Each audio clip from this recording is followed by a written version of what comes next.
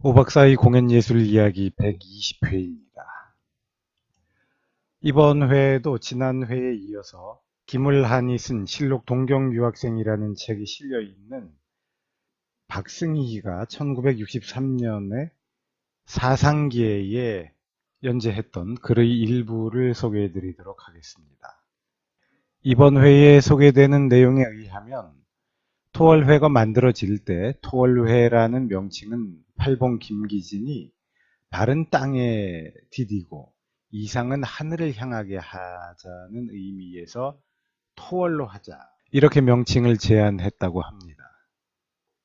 이러한 유래는 잘 알려져 있고 유명한데요. 제 생각에는 팔봉 김기진이 이러한 명칭을 제안한 데는 그것이 김기진의 머릿속에서 나온 독창적인 생각이라기보다는 낭만주의 시대에 이러한 문구가 있었습니다.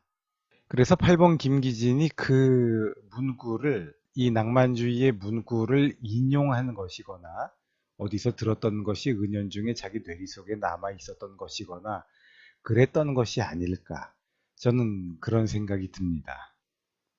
역시 토월회는 낭만주의의 영향을 강하게 받고 있구나라는 생각이 들고, 그때까지만 해도 아직 일본에는 리얼리즘이 그렇게 지배적인 문제의식은 아니었나 보다라는 생각도 드네요.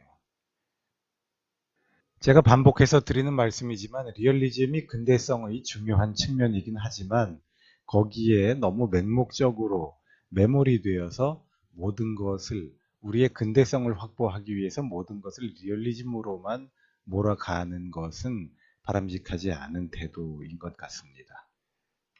자, 그러면 박승희 본인의 회고 내용을 여러분들께 전해드리도록 하겠습니다. 시대의 요구로 토월회를 조직. 이럭저럭 이해도 지나고 다음 1923년이다.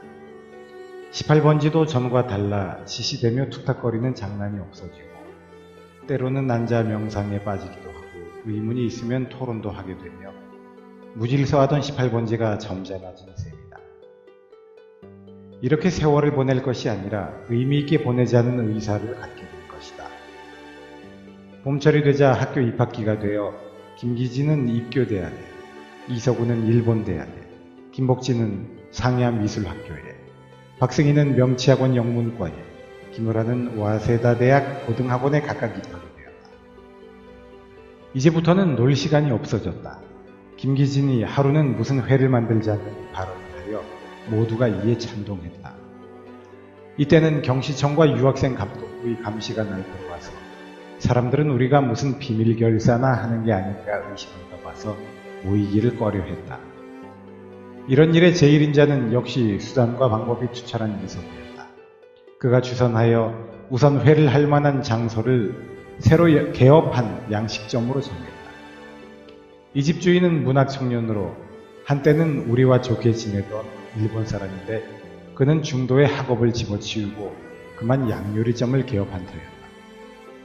우리들의 의도를 짐작하였던지 장소는 무료, 음식은 외상으로 주겠다고까지 약속을 했다. 8시나 돼서 여러 사람들이 왔다. 김복진, 김기진, 이서구, 박승목, 이재창, 김을한, 송재삼 등도.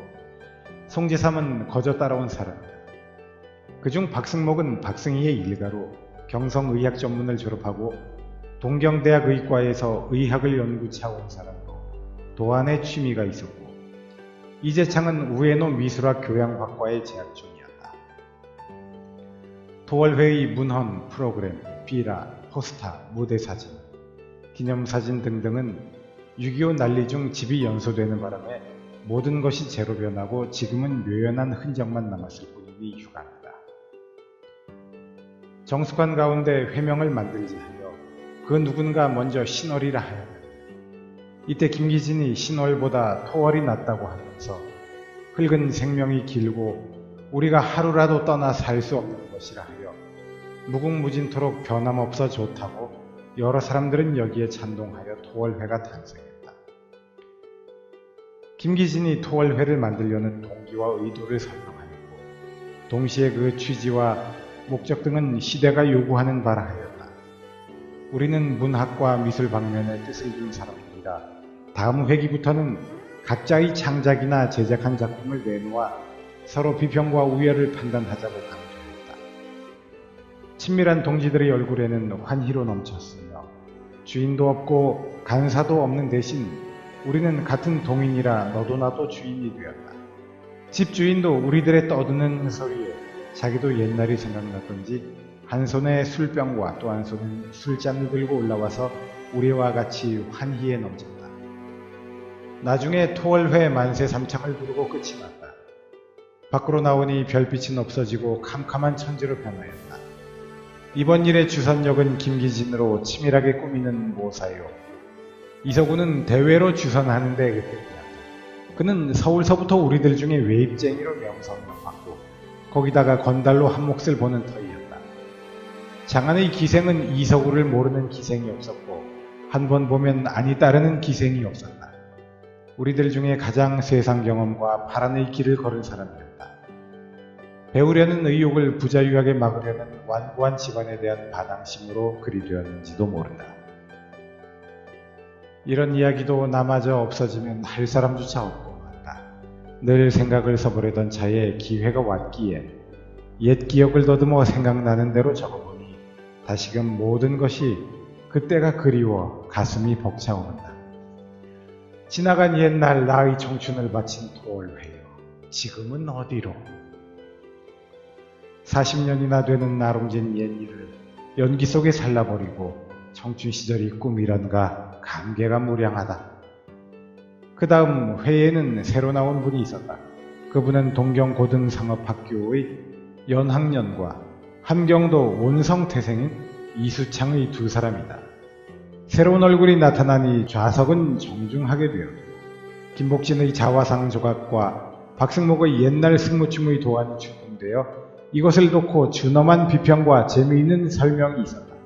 뜻이 깊은 회합이었다.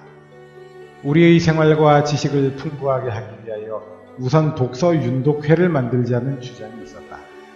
그러나 돈이 없으니 동기는 좋으나 시작하기가 어려움을 알고 백난을 무릅쓰고 우선 한 권씩 같이 보기로 하였다. 그 전에 생각조차 못한 일로 향학의 길은 더 한층 탄탄해졌다.